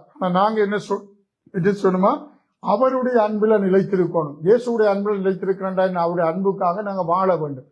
அவருடைய நாங்க அன்புக்காக இதயத்தை தாரன், கண்ணை குத்தி தாரன் எல்லாம் சொல்றோம். பிறகு என்ன செய்யறோம், அதெல்லாம் முடிஞ்சிடும். அது போல இயேசுவில அன்பா இருக்கிறோம்டா அவருக்கு முதலிடம் கொடுத்து தான் மற்ற எங்களுடைய எல்லா காரியமும் 2வது. அதான் வேதம் சொல்லுது, முதலாவது தன்னுடைய ராஜ்யத்தையும் நீதியையும் தேடுங்க, மிச்சம் எல்லாம் ஆண்டவர் உங்களுக்கு கூட கொடுப்பார். அப்ப இயேசுவில நிலைத்திருக்கிறா, நாங்க கர்த்தருக்கோ நிலைத்திருக்கிறது என்றால் பொதுவா இருந்தது ஆண்டவர்ல நிலைச்சிருக்கிறோம், அவருடைய வார்த்தையில நிலைச்சிருக்கிறோம். அது மாத்திரமில்லை, அவருடைய அன்பில நிலைச்சிருக்கிறோம். வெறும் வார்த்தை மாத்திரமில்லை, அவர் எங்களுக்கு அவருடைய வார்த்தையை தருகிறார். எங்களை நேசிச்சபடினாலதான். இப்ப பாருங்க, நீங்க ஒரு பிள்ளையில நேசிச்சா என்ன செய்வீங்க, ஸ்கூலுக்கு போகும்போது மகனை நீ போய் கவனமா போயிட்டு வான்னு சொல்லுவீங்க, புத்திமதி சொல்றீங்க, அன்பினால சொல்றீங்க. அந்த பிள்ளைக்கு நீங்க அதிகாரத்தோட சொல்லல, அன்பினாலதான் சொல்றீங்க. அப்ப ஆண்டவர் எங்களை அன்பா இருக்கிறதுனால என்ன செய்றார், அவருடைய வசனத்தின்படி வாழும்படி நிலைத்திருக்கும்படி சொல்லுகிறார். அது மாத்திரம் இல்ல, அவர் சொல்ற பாருங்க, அடுத்த 12 சொல்ற, நான் உங்களில் அன்பாய் இருக்கிறது போல நீங்களும் ஒருவரில் ஒருவர் அன்பாய் இருக்க வேண்டும் என்பது அதுவும் அவருடைய கற்பனை. அப்ப கர்த்தருக்கு நிலைச்சிருக்கிற வாழ்க்கை என்பது நாங்க ஆண்டவர்ல நிலைச்சிருக்கிறோம், அவருடைய வார்த்தையில நிலைச்சிருக்கிறோம், கிறிஸ்துவனுடைய அன்பில நிலைச்சிருக்கிறோம், ஒருவரில் ஒருவர் அன்பு கூறுறதுல நிலைச்சிருக்கோம். சும்மா நாம தான் வாழ்க்கை வேற. ஒரு வேதம் என்ன சொல்லு, கண்கண்ட சரோடத்துல அன்பு கூறாம காணாத தேவனிடத்துல அன்புல நிலைச்சிருக்க முடியாது. அப்போ ஒருவர் நேசிக்கிறதுல நிலைச்சிருக்கோம். இன்றைக்கு பாருங்க, எத்தனையோ நான் பார்த்த என்னுடைய கிறிஸ்தவ வாழ்க்கையில் இன்றைக்கு எனக்கு ரொம்ப மன கஷ்டமா இருக்கிறதுன்னு, இன்றைக்கு 6வது 2 பேர் இல்லை 2 குடும்பமோ 2 ஃப்ரெண்டோ கிறிஸ்துவுக்குள்ள நீல அன்பு ஐக்கியமா பழகினா நான் இப்போ கொஞ்சம் பயப்படுறது. என்னென்றா, நான் இதை போல ஒரு 100 விதமான சாட்சிகளை பார்த்து கடந்து வந்தேன். நான் ஒரு காலத்துல ஒரு கோப்பையில போட்டு ஒன்றா சாப்பிட்டு அப்படியே நான் இருந்தவங்க. இன்றைக்கு கிறிஸ்தவ வாழ்க்கையில இந்த உலகத்தில் இருக்கிற மக்கள் உடைய நட்பெல்லாம் அப்படியே இருக்கும் எத்தனையோ காலங்கள் சென்றாலும். ஏன்னா நாங்க ஒரு குறிப்பிட்ட காலத்தை இருப்பாங்க, ஒரு அளவு அந்த அளவுக்கு பழகிட்டு அப்புறம் அந்த அளவுக்கு வெறுத்துருவாங்க. அல்லது ஒரு குறிப்பிட்ட காலம் தான் அந்த அன்பு இருக்கும். அதனால நாம யாரோட அன்புல பழகும் போது ஐக்கியத்துல அந்த அன்புல நிலைச்சிருக்கணும். உண்மையா பழகினா அந்த அன்பு நிலைச்சிருக்கும். அப்ப ரொம்ப அதுகளில் நாங்க என்ன சொல்லணும், கவனமா இருக்கோம். இன்னும் ஒருவரை நேசிக்க ஒருவரை நேசிக்காம இருக்கக்கூடாது. எல்லாரையும் கிறிஸ்துவுக்குள்ள நாங்க நேசிக்கணும். எல்லாரையும் நாங்க பொதுவா ஒரு சிலரோட நல்ல ஐக்கியம் நாங்க வச்சிருக்கிறது தவறு இல்லை. ஆனா எல்லாரையும் ஒருவரை மாத்திரம் தான் எனக்கு பிடிக்கும் சபையில, அவருக்கு மாத்திரம் போய் பிரச்சனை சொல்லிட்டு போயிடுவேன், அவரோட தான் போய் நின்று அப்படி இருக்கக்கூடாது. சபை என்று வரும்போது அப்படின்னால அது எல்லாமே நாங்க என்னது, கர்த்தருக்கோ நிலைச்சிருக்கிற எல்லா காரியத்திலையும் தேவனுக்குள்ள நாங்க நிலைச்சிருக்க வேண்டும். அது போல விசுவாசத்திலையும் நிலைச்சிருக்கோம். இப்ப பாருங்க, நான் தான் சொல்றேன், கர்த்தருக்கோ நிலைச்சிருக்கிறேன்டா, அவரோட வார்த்தையில நிலைச்சிருக்கிறோம், அன்பில நிலைச்சிருக்கிறோம். விசுவாசத்தோட ஒரு வசனம் வாசிங்க, 1 Corinthians 16:13. 1 Corinthians 16:13. 1 Corinthians 16. கணக்கு விசுவாசத்தை குறித்து கணக்கு வசனம் இருக்கு, ஒரு வசனம் 16:13. விழித்திருங்கள், விசுவாசத்திலே நிலைத்திருங்கள். பாருங்க, அப்ப அவ்வளவு தானே, அதுலயே விசுவாசத்தில் நிலைத்திருங்கள் சொல்றார். அப்போஸ்தலர் புத்தகத்துல வாசிக்க தேவை. அவர் சொல்றார், இப்படி நாம் அநேக உபத்திரவத்தின் வழியாய் நாங்கள் போக வேண்டும் என்று சொல்லி அவர் என்ன செய்தார் சொல்லி, விசுவாசத்தில் நிலைத்திருக்கும்படி பவுல் புத்தி சொன்னார் என்று சொல்லி ஒரு வசனம் அங்க அப்போஸ்தலர் நடவடிக்கைகள்ல இருக்கிறது. அப்ப அதனால பல இடங்களிலாம் இப்படி விசுவாசத்துல நிலைத்திருக்கிறத குறித்து பலவிதமான வசனங்கள் அங்க வேதத்துல சொல்லப்பட்டிருக்கிறது நாங்க பார்க்கிறோம் பல இடங்களில. அப்ப அதனால நாங்க என்ன சொல்லணுமா, அடுத்தது பாருங்க, இது இன்னொன்று வாசிங்க மசரி, அப்போஸ்தலர் 14:22 வாசிங்க. 14:22 அப்போஸ்தலர் நடவடிக்கைகள் 14:22 வசனம். பாருங்க, சீசருடைய மனதை திடப்படுத்தி விசுவாசத்திலே நிலைத்திருக்கும்படி அவர்களுக்கு புத்தி சொல்லி, நாம் அநேக உபத்திரவங்களின் வழியாய் தேவனுடைய ராஜ்யத்தில். பாருங்க, அப்ப எவ்வளவு உபத்திரவங்கள் பாடுகள் வந்தாலும் நாங்க என்ன சொல்லணுமா, கர்த்தரிடத்துல வச்ச விசுவாசத்துல குறைஞ்சு போகக்கூடாது. அப்போஸ்தலர் நடவடிக்கைகள், அந்த அப்போஸ்தலருடைய ஆதி திருச்சபை நாட்கள் இவ்வளவு உபத்திரவம் வந்தது திருச்சபை. ஆனா அவள் என்ன செய்தார்கள், நிலைத்திருந்தார், தங்களை இரத்த சாட்சியா ஒப்புக் கொடுக்கவும் ஆயத்தமா இருந்தாங்க. இன்றைக்கு எங்களுக்கு ஒரு சின்ன சின்ன பிரச்சனை, நான் சொன்னேன் என்னுடைய வாகனம் அடிபட்டதை குறித்து நான் அதை ஐயோ நான் கர்த்தருக்கு இருந்தேன்னு, ஆண்டவர் என்ன அப்படி கை விட்டுட்டாரே, இந்த வாகனத்தை அடிக்கப்படும் அப்படின்னு நான் யோசிக்கவே இல்லை. அந்த வாகனம் அடிபட்டு போனாலும் பரவாயில்ல, ஆண்டவர் என்ன செய்தார், பாதுகாத்தார்ன்றதுக்கு நன்றி. இல்ல நீங்க பாஸ்டர் தானே, உங்களோட கார் அடிபட அப்படின்னு சிந்தித்தோம்னா நாம யோசிச்சு பாருங்க. நான் உண்மையில சொன்ன அதை பற்றி எள்ளளவு கூட சிந்திக்க இல்லை, எள்ளளவு நிக்கல. எங்களுக்கு தெரியுமா நன்மதியுமா, கத்திட்டு போனா அவன் விதோட பெஸ்டோட தருவா. அப்ப இழப்புகள் எல்லாருக்கும் வரும். அன்னைக்கு அவங்க ஐடென்டி கார்டை துறைச்சாங்க, 100 euro போயிட்டு ஒண்ணும் செய்யல. இதெல்லாம் சின்ன சின்ன அதுக்காக நாங்க விட்டு போறோம். இத்தனையோ கோடி மில்லியன் கணக்கெல்லாம் இந்த உலகம் இன்றைக்கு சின்ன சின்ன யுத்தத்துல இழந்து போயிருக்கிறாங்க. அதனால இழப்புகள் வரும், எல்லாமே நமக்கு வரும். அதெல்லாம் நாம கொண்டு போறதும் இல்லை பல்லவத்துக்கு. இன்னும் உலகத்து ஆண்டவருக்கு எல்லாம் தெரியும். ஒரு நஷ்டம் வந்தா என்ன செய்வார், அதை விட எங்களுக்கு பெஸ்டானது ஆண்டவர் கொடுத்துட்டு போவார். அதனபடியே அதை எங்களை பாதுகாத்து, இப்படியெல்லாம் ஒரு சூழ்நிலையிலையும் எதை நாங்க இழந்தாலும் அவர் எங்களுக்கு கொடுத்த ரட்சிப்பை இழக்காம, அவர் எங்களுக்கு கொடுத்த ஜீவனை தேவன் என்ன செய்றார், எங்களை பாதுகாத்து வச்சிருக்கிறார். அப்படி நாங்க அப்படி எடுத்து பார்த்தோம்னா பெரிய அதை குறிச்சு போய் 3 நாள் இருந்து அழுது கொண்டிருந்த என்ன நடக்குமா, ஒன்றுமே வராது. கர்த்தர் நடத்துவார். அதை விட எனக்கு அதை விட அந்த மெக்கானிக் சொன்னாரு, என்னுடைய அவர் ஃப்ரெண்ட், அவர் கூட சொன்னார், அந்த கார் இப்படி இந்த சிச்சுவேஷன்ல 99.9% என்ன வேலை செய்யாது, அந்த இன்ஜின் அடிபட்டுரும். அப்ப நான் சொன்னேன், அங்கால அந்த 0.001 வீதம் இருக்குத்தானே, சப்போஸ் அந்த இதுல அது பழுதாகாம இருந்தா பரவாயில்ல, அப்போ ஓகே உங்களுக்கு லக் இருந்தா பாவம்னு போயிட்டாரு. ஈவன் அது அப்படி இருந்தா சோத்திரம் ஆண்டவருக்கு, இல்லைன்னாலும் பிரச்சனை இல்லை. எது வேணாலும் ஆண்டவருக்கு தான் நன்மையா இருக்குன்னு தெரியும். அதை விட்டா நான் இன்னொரு இன்ஜின் மாத்தினா இன்னும் கிலோமீட்டர் குறைஞ்ச ஒரு இன்ஜின் என்ன செய்யலாம், காருக்கு போட்டால் இன்னும் அநேக நாள் ஓடலாம். எதுவா இருந்தாலும் பரவாயில்ல, எல்லா காரியம் நம்மளோட வாழ்க்கையில வரும். தேவன் எங்களை பாதுகாதுனால நாங்க சோர்ந்து போறோம். அதனால அடுத்த நாள் வந்து அழுது கொண்டு ஜெபிக்காம இருந்தா நான் முடிஞ்சிடுமா? இல்லை, ஒண்ணுமே இல்லை. இன்னும் நாங்க உற்சாகமா அதுக்கு பிறகுதான் கூட ஜெபிக்க வரும் ஆடு வரும்போது. அப்படினால தேவன் எல்லாம் நம்முடைய வாழ்க்கையில பார்த்துக்கொள்வோம். அப்ப விசுவாசத்துல நிலைத்திருக்கணும், பரிசுத்தத்துல நிலைத்திருக்க வேண்டும். நிறைய வசனம் நாங்கள் ஆண்டவர்ல நிலைத்திருக்கணும். இன்னொரு காரியமே நிலைத்திருக்கணும் என்றா, இன்றைக்கு பாருங்க, இந்த உலக ஆசீர்வாதத்துக்காக மாத்திரமல்ல, இயேசு சீக்கிரமா வரப்போற, இன்றைக்கு நடக்க போற யுத்தம் எல்லாம் என்ன சொல்லுது? இன்றைக்கு எருசலேமில் ஆலயம் கட்ட போறார்கள். இந்த ஆலயம் கட்ட ஆரம்பிக்கும் போது உங்களுக்கு தெரியுமா, இந்த ஆலயத்தை கட்டுறார்கள் ஏனென்று ஏன் தெரியுமா? எத்தனை பேர் தெரியுமா ஆலயமே எருசலேமில் கட்டப்படுது என்று? அதாவது ஆரம்ப காலத்துல ஆலயம் ஆசரிப்பு கூடாரம் இருந்தது. பிறகு சாலமோன் கட்டின ஆலயம் இருந்தது. ஏரோது அப்புறம் அந்த ஆலயம் புதிய ஏற்பாடுல இருந்தது. அங்கெல்லாம் என்ன இருந்தது? பலி செலுத்தினாங்க. பலி செலுத்தினது. இப்ப யூதர்கள் செய்யற ஆலயத்துக்கு காசு சேர்த்தாங்கன்னா நீங்க எல்லாம் காசு செலக்ட் பண்ணி நாங்க அனுப்ப முடியாதுன்னா, அது கட்டப்போற ஆலயம் வந்து யாருக்கு சொல்லுங்க? அந்தி கிறிஸ்துவுக்கு தான் கட்ட போறாங்க. இப்ப ஆலயம் கட்டுகிற ஆலயத்துல என்ன செய்ய போறாங்க சொல்லுங்க? அப்ப நியாய பிரமாணத்தின்படி எல்லா சடங்குகளும் திரும்ப செய்வாங்க. அப்ப அந்த ஆலயம் வந்து அவர்கள் என்ன நினைக்கிறாங்க? அவர்களுடைய யூத, ஆனா அவர்களுக்கு இந்த தேசத்துல எல்லா இடத்துலயும் ஆண்டவர் யுத்தத்துல வெற்றியை கொடுப்பார் கண்டிப்பா. ஆனா அவர்களுக்கு அந்த உபத்திரவ காலத்துல மேசியான்னு சொல்லி, இப்பவும் உங்களுக்கு தெரியாது, நீங்க அவர் இஸ்ரவேல் பிரசிடன்ட் வந்து என்ன சொல்லியிருக்க தெரியுமா? அவர் இப்ப நீங்க எல்லாம் பார்க்கணும், நல்ல காரியத்தை பார்க்கலாம். அவர் இப்ப சொல்லிக்கலாம், நாங்க எங்களோட மேசியாவுடைய வருகைக்கு நாங்கள் ஆயத்தமாகி கொண்டிருக்கிறோம், அவர் சீக்கிரமா வருவார் என்று. இந்த மேசியான்னு சொல்லி அவர்கள் சொல்றது யார எங்களுக்கு தெரியும், அதுக்கு இயேசுவில்லை, அது அந்தி கிறிஸ்து. அந்த மேசியா முதலே வந்துட்டு போயிட்டாருன்னு அவர்களுக்கு என்ன தெரியாது. அவர்கள் வரவேற்று கொண்டிருக்கிற மேசியா யாரு சொல்லுங்க? அந்தி கிறிஸ்து. அவன் வந்து என்ன செய்வானா, முதல் நான் தான் மேசியா போல அவர்களை நடந்து கொள்ளுவான். அவர்கள் ஆலயம் கட்டுவாங்க, பூசை எல்லாம் நடக்கும், பள்ளி செலுத்துவாங்க, எல்லாம் நடக்கும். இதை நீங்க புரிஞ்சு கொள்ளணும். அதுக்கு பிறகு அந்த ஒரு கொஞ்சம் காலம் போகும்போது அவன் என்ன செய்வான்? பலியையும் காணிக்கையும் தானியல் புத்தகத்தில் இருக்கு, எல்லாவற்றையும் அவன் நிறுத்துவான். அதுக்கப்புறம் அவனே யூதர்களை கொலை செய்வான். அப்பதான் அவர்களுக்கு தெரியும் இது மேசியா இல்லையென்று. அது அப்பதான் ஆண்டவர் ரட்சிப்பா. அதுக்கு பிறகு நிறைய காரியங்கள் இருக்கு, ஒரு நாளைக்கு அதை குறித்து படிப்போம். அதனால இன்றைக்கு அவர்கள் எருசலேமில் ஆலயம் கட்டுறதுக்குரிய எல்லா ஆயத்தமும் செய்து விட்டார்கள். அந்த மசூதி இருக்கிற இடத்துல அஞ்சால பக்கத்துல கட்ட போறாங்க. அதெல்லாம் கட்டும்போது மூன்றாம் வருகை ஆண்டவோட 2வது வருகை, 3ஆம் உலக போர்கள் இருந்தாலும் அதுக்குள்ள ஆண்டவர் வந்துடுவார். அப்ப நாங்க என்ன சொல்லணுமா? ஆண்டவர்ல நிலைச்சிருந்தா தான் நம்முடைய வருகையில போகலாம். பாருங்க, ஒரு வசனம் வாசிப்போம். 1 யோவான் 2ஆம் அதிகாரம் 28ஆம் வசனம் வாசிங்க. 1 யோவான் 2ஆம் அதிகாரம் 28வது வசனம். 2ஆம் வருகையை குறித்து ஒரு பைபிள் ஸ்டடி நாங்கள் நாளைக்கு தியானிப்போம். ஓகே. அவர் வெளிப்படும் போது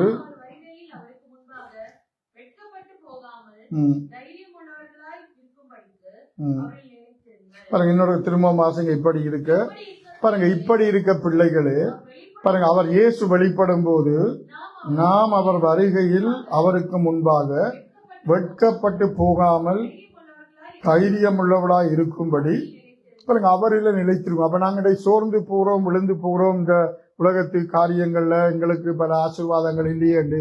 ஆனா இது ஒருவேளை இந்த உலகத்துக்குரிய காரணம். ஆனா இந்த நிலையில இருக்கும்போது இயேசு வந்துட்டா நாங்கள் சோர்ந்து அல்லது விழுந்து பின்வாங்கி விழுந்து எழும்புற நிலைமையில ஒரு ஆயத்தம் இல்லாம இருந்தா அவருடைய வருகையில கைவிடப்பட்டுருவோம். அப்ப அதை விட எங்களுக்கு என்ன இருக்காது? ஒரு ஆசீர்வாதம் இந்த உலகத்துல இருக்காது. அந்த உபத்திரவ காலத்துல நாங்க கைவிடப்பட்டவர்கள் கத்தருக்குள்ள போவார்கள்ன்றதெல்லாம் ஒரு பொய் கதை. அதெல்லாம் அது ஆண்டவர், அது ஒரு சிலருக்கு தந்த கிருபை கிடைக்கும். நாங்கள் உடனே அந்த உலகத்துல எல்லாம் வரும்போது ஆண்டவர், அப்ப நாங்க இந்த உலகத்துல அதை செய்யணும் இதை செய்யணும் என்று ஆசைப்பட்டு என்ன கொண்டு போறோமா? ஒன்றுமே கொண்டு போறது இல்லை.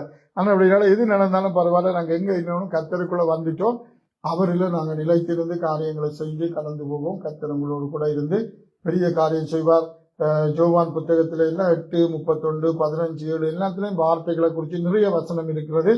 அப்படினால நாங்க எல்லா சூழ்நிலையிலையும் ஆண்டவர் நிலைத்திருவோம். ஒரே ஒரு ஆதியாகமம் புத்தகத்துல இந்த வசனங்களை எடுத்ததுக்கு மெயின் வசனம் அதுதான். ஆனா அதை நான் மெயினா உங்களுக்கு பிரசங்கம் பண்ணாம ஒரே ஒரு வசனத்தை மாத்திரம் காட்டி நான் அதோட ஜெபிக்க போறோம். எடுத்துக்கொள்வோம். ஆதியாகமத்தின் புத்தகம் ஆதியாகமத்தின் புத்தகத்துல யாக்கோபை குறித்து எங்களுக்கு தெரியும். யாக்கோபுக்கு 12 பிள்ளைகள் இருந்தார்கள், ஒரு மகள் இருந்தார். அப்ப கடைசியில யாக்கோபு அவர் என்ன செய்கிறார் என்றால் அவருடைய வாழ்வு முடிய போறது, அவர் மரிக்க போறாரு. அந்த நாட்களில யூத கலாச்சாரத்தில என்ன செய்வார்கள், அந்த தகப்பன் அந்த பிள்ளைகள் சந்ததியை ஆசீர்வதிப்பார் எல்லாரும். அதுபோல மூத்த குமாரனுக்கு அதிகமான சுதந்திரம் அங்கே கொடுக்கப்படும். அவர்கள் அன்றைக்கு அது ஆண்டவர் அனுமதிச்சிருந்தார். அப்ப அன்றைக்கு அந்த பிள்ளைகளை அவர்கள் எப்படி ஆசீர்வதிக்கிறார்களோ அந்த ஆசீர்வாதம் அவர்கள் மேலே வரும். அதுபோல யோசேப்புடைய பிள்ளைகளையும் அவர் ஆசீர்வதிக்கிறார். ஈசாக்கு யாக்கோபையும் ஏசாவையும் ஆசீர்வதிக்கிறார். ஏசா ஆசீர்வதிக்கப்படுகிறதான் யாக்கோபையும் சில தட்டி பறிச்சு அந்த ஆசீர்வாதத்தை அவர் பெற்றுக்கொண்டுருவார். அந்த சிரேஷ்ட புத்திரபாகம் முதல் பிள்ளைக்கு இருக்கும், இப்படியெல்லாம் இருக்கும். அதனால அதுல அவருக்கு 12 பிள்ளைகள் இருந்தாங்க. 49ஆம் அதிகாரம் எடுத்துக்கொள்ளுங்க. அது ஒரு வசனம் எனக்கு ஏற்கனவே இருந்தது, நான் அதை பெரிய அளவில் பிரசங்கிக்கணும் இருக்க இல்லை. ஆனா அந்த யாக்கோவுக்கு 12 பிள்ளைகளையும் அவர் ஆசீர்வதிக்கிறார். ஒவ்வொருத்தருக்கும் நல்லதுன்னு சொல்றாரு. இப்ப பாருங்க, நாங்க இன்றைக்கு இப்ப 5 பிள்ளைகள் இருக்குண்டா, இன்றைக்கு எங்களுடைய மன நிலையில நாங்க 5 பிள்ளைகளையும் ஒன்றை ஆசீர்வதிக்கும், ஒன்றை சபிப்போமா? கடைசி மட்டும் அப்படி செய்ய மாட்டோம். ஆனா இப்படியோ ஒன்றை நல்லா ஆசீர்வதிப்போம், ஒன்றை சும்மா இருந்தாலும் ஆசீர்வதிப்போம். ஆனா அந்த நாட்கள் அப்படி கிடையாது. அவர்கள் ஆசீர்வதிக்கிறது கூட தேவனுடைய வெளிப்பாடின்படிதான் செய்வார்கள், சும்மா செய்ய மாட்டாங்க. அந்த நாட்கள்ல தேவன் அப்படித்தான் நடத்தினார். அதனால அந்த நாட்கள்ல ஒரு தகப்பனிட்ட இருந்த ஒரு சாபத்தை வாங்கினா அது சந்ததிக்கு சாபமா இருக்கும் என்று அந்த நாட்களில் அப்படி இருந்தது. அதனால இன்றைக்கும் எதுவா இருந்தாலும் பெற்றோரா இருக்கிற நாங்க பிள்ளைகளை சாபமான வார்த்தைகளை சொல்லக்கூடாது. அதுபோல பிள்ளைகள் என்ன செய்யக்கூடாது, பெற்றோரை வேதனைப்படுத்தி அவர்களிடத்துல இருந்து வேதனையான வார்த்தைகளை வாங்கக்கூடாது. அது ரொம்ப முக்கியம். இன்றைக்கும் பெற்றோரை மதிக்க தெரியும். இன்றைக்கு நாங்க பெற்றோரை பைபிள் தெளிவா வேதம் சொல்றது, கத்தருக்கு இருக்கிறாங்க உன் தகப்பனையும் உன் வாழ்நாள் நீடித்திருப்பதற்கு தகப்பனையும் தாயையும் கனம் பண்ண வேணும். இன்றைக்கு அவர்கள் ஒருவேளை கிறிஸ்துவுக்கு நாங்க இருக்கிறோம், கிறிஸ்துவை அறியாதவளா இருந்தாலும் அவர்களுக்கு வயது போயிட்டு உனக்கு ஒன்றும் தெரியாது, இங்க உள்ள நிலைமை. அநேகமான பெற்றோருக்கு பிரெஞ்சில் என்ன தெரியா, மூசு ஒவ்வா அது இது அதெல்லாம் தெரியும். பிள்ளைகள் வளர்ந்து இப்ப எல்லாம் பார்க்கும். அதுகள் சொல்ல உனக்கு ஒன்றும் தெரியாது, நீ பேசாம இரண்டு. என்ன இருந்தாலும் எப்படிப்பட்ட நிலைமை இருந்தாலும் ஒருவேளை அவர்கள் தவறான புரிந்து கொள்ளுதல் உள்ளவளா இருந்தாலும் பெற்றோரை நாங்கள் என்ன சொல்றோம், ஆசீர்வதிக்கிறது வேதத்துல ஒழுங்கு. அது கிறிஸ்துவுக்குள்ள நாங்கள் நிலைத்திருக்கிற ஒரு காரியம். அதனால அவர்களுடைய ஆசீர்வாதம் எங்களுக்கு எப்பவும் வரணும். அவர்கள் நம்ம பிள்ளைகளை தவறா புரிந்து கொள்ற பெற்றோர் இருக்கிறாங்க, இல்லைன்னு சொல்லல. அப்படித்தான் இருந்தாலும் நாங்க அவர்களை என்ன செய்யக்கூடாது, சபிக்கவோ கூடாது. அவர்களுக்கு செய்ய வேண்டிய கடமைகளை கண்டிப்பா நாங்க செய்யணும். அந்த அடிப்படையில ஒரு வசனம் பாருங்க, ஆதியாகமம் புத்தகம் 49ஆம் அதிகாரம் எடுப்போம். அதுல யாக்கோபு அந்த 1-2 வாசிங்க. அப்படியே யாக்கோபு தன் குமாரரை அழைத்து நீங்கள் கூடி வாருங்கள், பாருங்க கடைசி நாட்களில் உங்களுக்கு நேரிடும் அறிவிப்பேன்.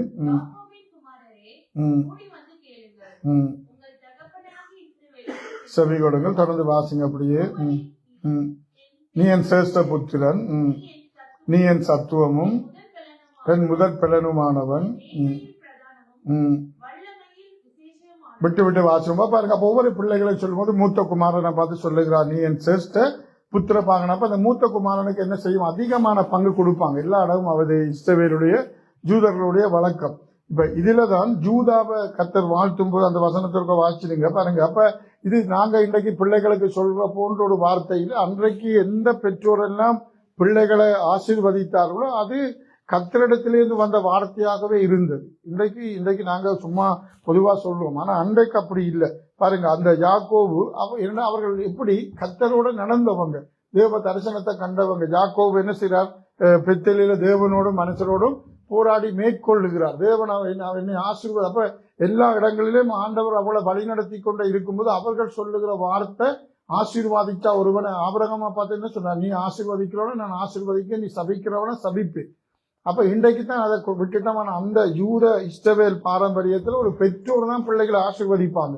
அந்த ஆசீர்வாதத்தை கர்த்தர் அங்கீகரிப்பார். அதனால இன்றைக்கும் ஒரு திருச்சபையில கூட ஒரு ஊழியர்களா இருக்கிறவங்க, எங்களை வழி நடத்துறவங்க எங்களை ஆசீர்வதிக்கிற ஆசீர்வாதம் என்ன செய்யணும், எங்களுக்கு வரும். அதனால வேதம் சொல்லு, உங்களை நடத்துகிறவர்கள் உங்கள் ஆத்துமாக்களுக்கு உத்தரவாதம் பண்ணுகிறவர்களா இருக்கிற அப்படின்னால அவர்கள் துக்கத்தோடு அல்ல சந்தோஷத்தோடு அதை செய்யும்படி அவர்களுக்கு கீழ்ப்படிந்து அடங்கவில்லை. எத்தனையோ பேருக்கு நாங்க இவ்வளவு புத்திமதியை சொல்லும் போது அவ்வளவு அல்லல் கட்டுறது கேட்கறது இல்லை. நீங்க சொல்றதை சொல்லுங்க, நாங்க எத்தனையோ இடங்கள்ல உண்மையாவே சில நேரங்கள்ல சில பிள்ளைகளுக்கு நேராக போய் சொல்ல மாட்டேன், ஆனா ஆவியில உணர்த்தப்படுவன், பொதுவா சொல்லிடுவேன். அவங்க அப்ப அண்டர்ஸ்டாண்டிங் எங்களுக்கு இருக்கணும். பாஸ்டர் என்னத்துக்காக சொல்லுறார், அவர் என்னத்தையாவது சொல்லிட்டு போட்டு நாங்க என்னெல்லாம் நினைக்கிறோம் அப்படியே செய்வோம்டா, அது எங்களுக்கு எங்கேயோ ஒரு இடத்துல என்ன செய்யும், ஏதோ ஒரு இடத்துல கர்த்தருக்குள்ள நிலைத்திருக்கிற வாழ்க்கையில எங்களை என்ன செய்யும் என்றால் குறைவுபட பண்ணும். கண்டிப்பா எங்களுக்கு ஏதோ ஒரு இடத்துல வச்சிருக்கிற ஆசீர்வாதத்துக்கு எங்களை அது தூரப்படுத்திடும், எங்களை கர்த்தர் மேன்மைப்படுத்துற காரியத்துல. அதனால ஒரு சின்ன அற்பமான சின்ன சின்ன காரியங்கள் எல்லாம் எங்களுக்கு கர்த்தருக்காக அதை விடுறது ஒரு பெரிய காரியமே கிடையாது. ஆண்டவருக்குள்ள இருக்கிற வாழ்க்கை தான். அப்ப அவர் சொல்ற, நீ என்னமாம், நீ என் மூத்த மகனை பார்த்து சொல்ற, நீ என் சிரேஷ்ட புத்திரன், நீ என் சத்துவமும் என் முதல் பலனுமானவன், நீ மேன்மையில் பிரதானமும் வல்லமையில் விசேஷமும் ஆனவன் என்று சொல்லிட்டு முடிச்சிருந்தா கொஞ்சம் சந்தோஷம். ஆனா அடுத்த வார்த்தை சொல்றாரு பாருங்க, அடுத்த வசனத்தை வாசிங்க. தண்ணீரை போல தளம்பினவனே நீ மேன்மை அடைய மாட்டாய், உன் தகப்பனுடைய மஞ்சத்தின் மேல் ஏறினாய். அப்படியே நீங்க பாருங்க, இப்ப ஒரு மகனுக்கு இல்ல, அடுத்த 5ஆம் வசனம் வாசிங்க. சிமியோனும் லேவியும் கொடுமையின் கருவிகள்.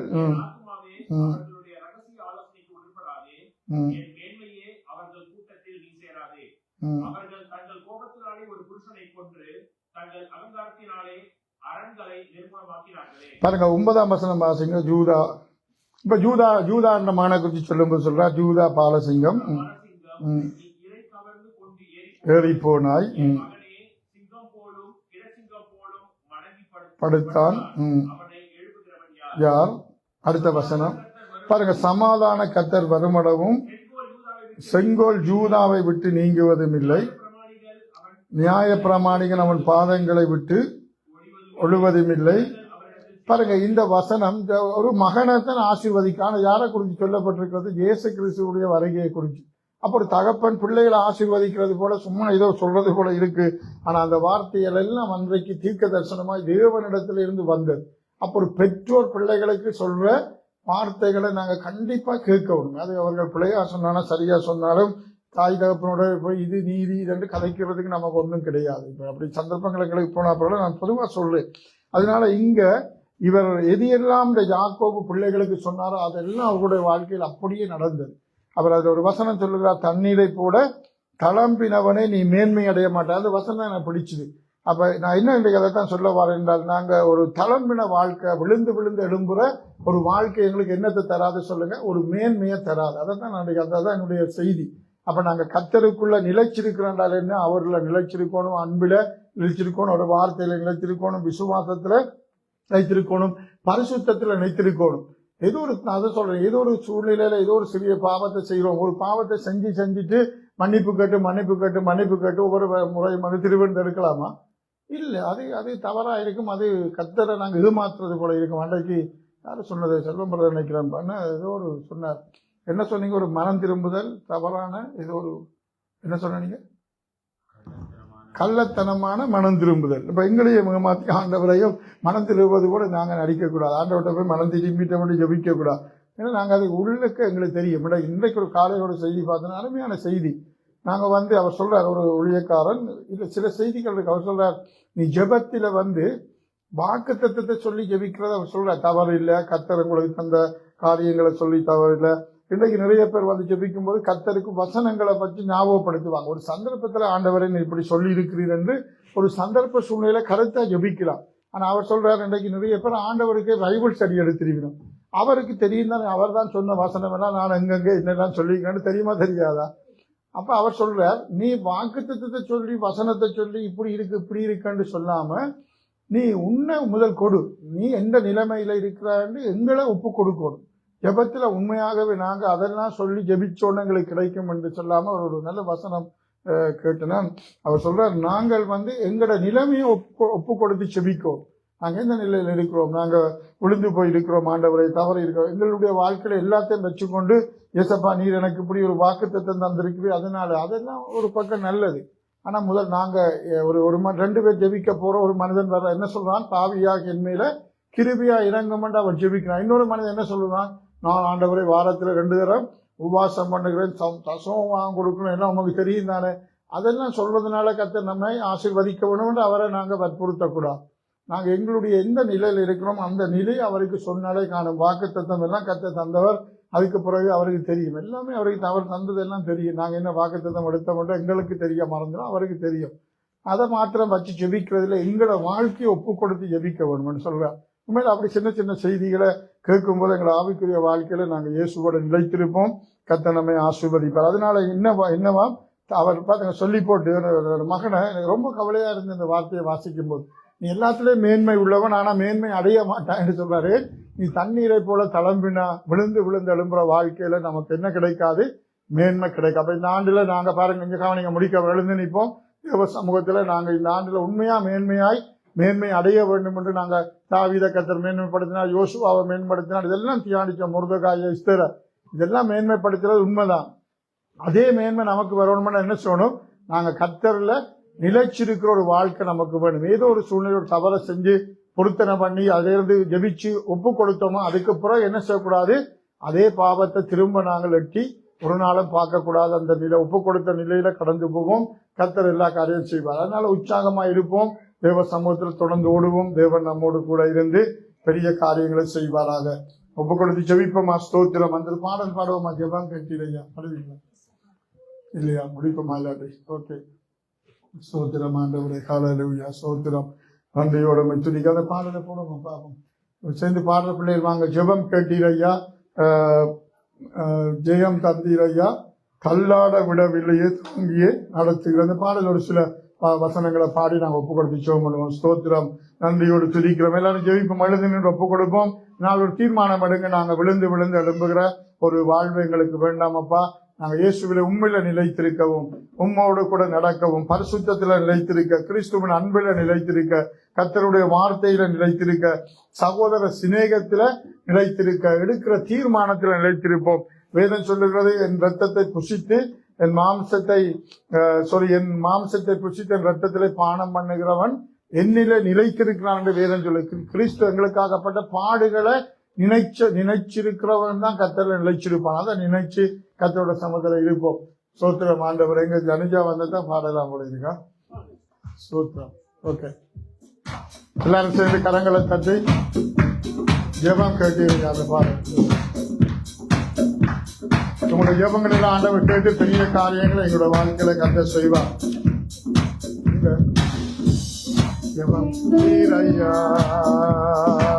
ஜெயம் தந்தீரையா, ஜெபம் கேட்டீரையா, ஜெயம் தந்தீரையா, கல்லாட விடவில்லையே தாங்கியே நடத்தீரே,